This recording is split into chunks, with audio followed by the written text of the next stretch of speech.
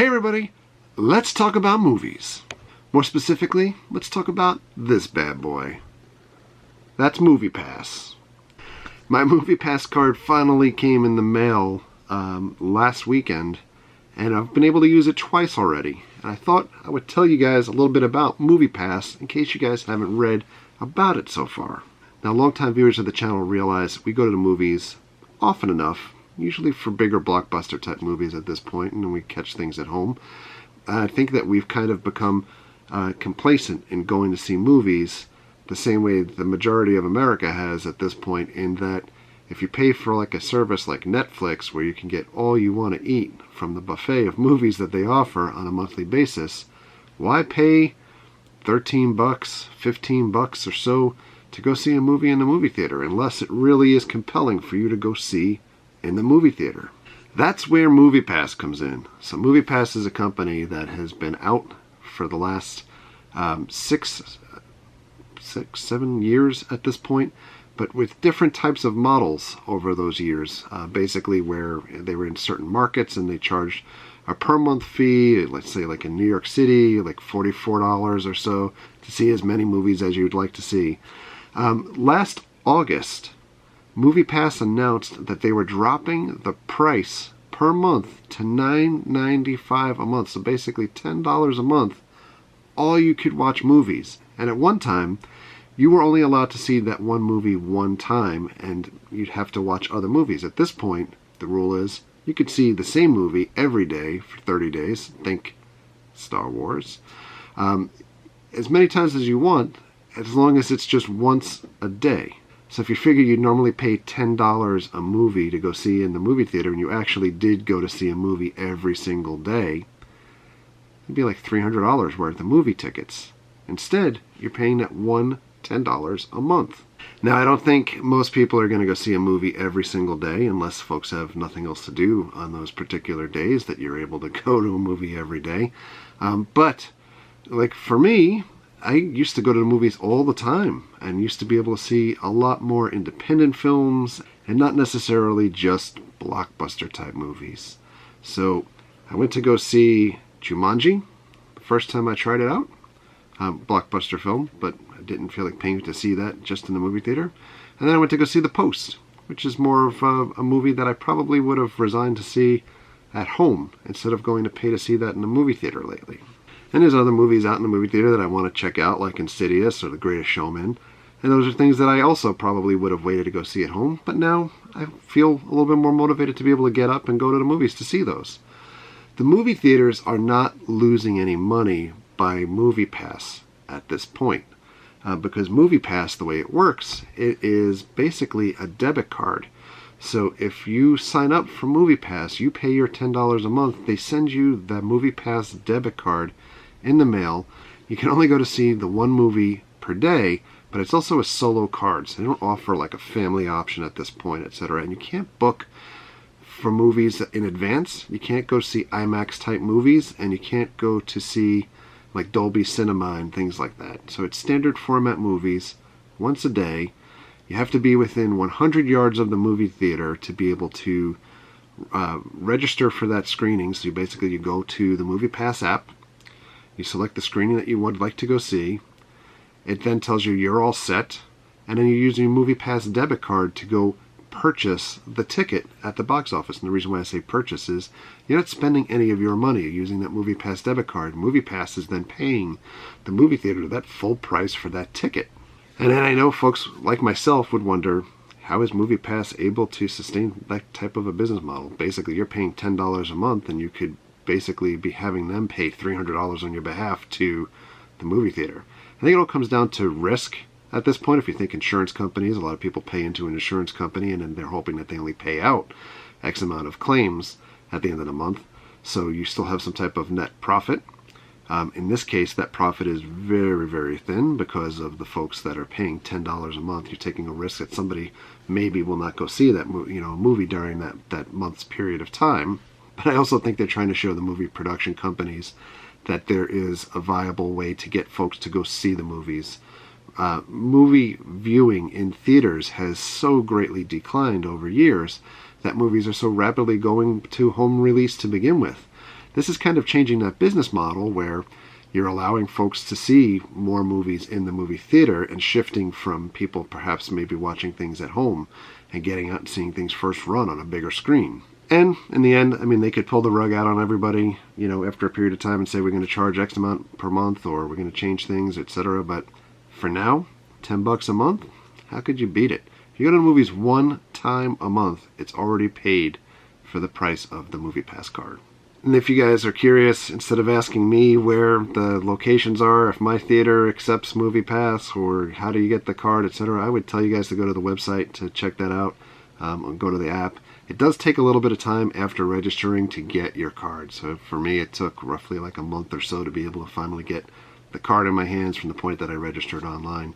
I'm not sponsored by MoviePass whatsoever at all.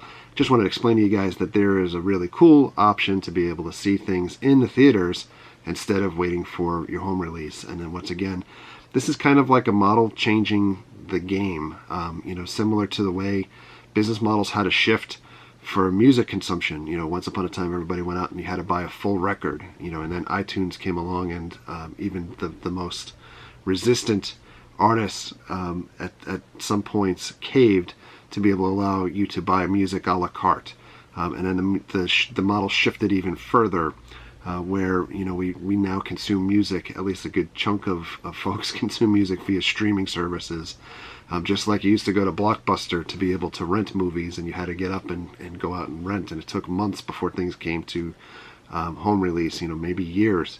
And then we shifted that model to bringing discs to come to your house via Netflix, and then you now have everything on demand. You know, so it's basically you know, just changing the model to suit where the demand is these days to get folks into that particular product that you're trying to sell. So I think it's a winner. I have had 2 very positive experiences with MoviePass so far, and looking forward to check out some other movies. So having said that, we normally would do reviews of movies, and I think the last few that we've done, whether they were like the DC related movies or Marvel movies and the Star Wars movies, they always start out well intentioned, and then we get bombed by the comments below, etc. And we do love doing the reviews and kind of getting feedback from folks as to what they thought about the movies as well. I'm giving some thought to be able to split out the movie stuff, or movie reviews specifically, and maybe TV reviews and record reviews, and forming a second channel just for those specific things, and leaving this more like the vlog channel and experiences channel. I'm not sure, you know, if I'm totally sold on it yet. We love it to hear what you guys think about that. I also like to use a little bit more of a simplistic movie review format or rating system. We've used like this 5-star rating system where, you know, if you'd said 3.5 out of 5, half the folks that watch the movie, you know, watch our review would say that's a horrible review, and then half the folks that watch it say it's a great review, because 3 out of 5 obviously 70% on the scale, but people don't want to look at it as, you know, 7 out of 10 or something when you boil things down. So I was thinking more along the lines of using a rating system like I loved it, I liked it, I didn't like it, and I hated it. 4 basic buckets. The movies fit into each of those. So having said that, we did go to see Jumanji over the weekend. I really enjoyed parts of the movie. I thought it was a fun movie. I really thought it worked well compared to the original Jumanji. You know, I think the characters and the acting were very much in line with what I'd expect from the actors in those roles. I think The Rock did really well, although I think The Rock is kind of, I don't want to say a plasticky type character, but kind of like the standard Rock character in those movies. Jack Black, very, very similar to the way we expect Jack Black in other movies. He does steal a lot of the scenes. Karen Gillan, I thought, was phenomenal. I think this movie really opens up things for her to be a much bigger star going forward in the future. I know that she's got a lot of great rub from the Guardians of the Galaxy's movies, but and then also from Doctor Who. But I think that she's really showing on the big screen that she could hold her own against other folks. Overall story had a little couple of lulls here and there, but you know, it kept me well entertained through the whole thing. I would classify Jumanji as I liked it. I thought it was a good movie. I'm not sure if you're paying just to see Jumanji, if I would pay just to see Jumanji, but it's been killing at the box office so far. So it's a fun family movie. It's an alternative to Star Wars. If you had MoviePass, I'd say without a doubt, go run out and go see it. But if you haven't seen it at this point, and it's been out in the movie theater for a couple of weeks now, I would maybe wait until home release. And then I went to go see The Post yesterday. For those that don't know, The Post is based off of a historical event in America around the Pentagon Papers, which are essentially documents that showed that showed over the span of 4 presidencies that we were in a war in Vietnam, that we were not doing well, that the government was lying to the citizens of the country in saying that we were doing well, or the tide of the war was turning, etc. And it's a story of getting that news story to the press and getting it out to the public, and battling against the presidency that was trying to force the press, whether it was the New York Times and then the Washington Post, from publishing that story. They wanted them to cease and desist, and filed papers against them, filed lawsuits against them. So the movie is really well done. I thought the cinematography of the movie, and actually the way that it was filmed, kind of looked like a little bit of an older print. Really lended itself well to the story, kind of brought you into that time period. But most importantly, it's really actor-driven. Tom Hanks did a phenomenal job. Meryl Streep was unbelievable. And then, which was really surprising to me as a fan of like Bob and Dave, or I correct myself, Bob and David, Bob Odenkirk and David Cross were phenomenal in the roles that they play in the movie. Bob Odenkirk really steals the show, and I know that he's gone on to do TV and bigger shows that Mary watches. I don't watch. I've never seen Saul, or I've never seen the shows before that either. But in any event, phenomenal movie. The storytelling is excellent. The acting is excellent. You know, I was really sucked in the entire time. I will say I was probably the youngest person in the movie theater. There were a lot of significantly older folks that went to go see the movie, but it was a really great watch. The time flew by from beginning to end, and I know that's one of the things that I typically will say while I'm doing reviews, is that it feels like a movie is long or not. So I would highly recommend going to see The Post, and I would categorize The Post as I loved it. But that's all that I've got for you guys today. A little bit of info on MoviePass, some quick reviews on Jumanji and The Post.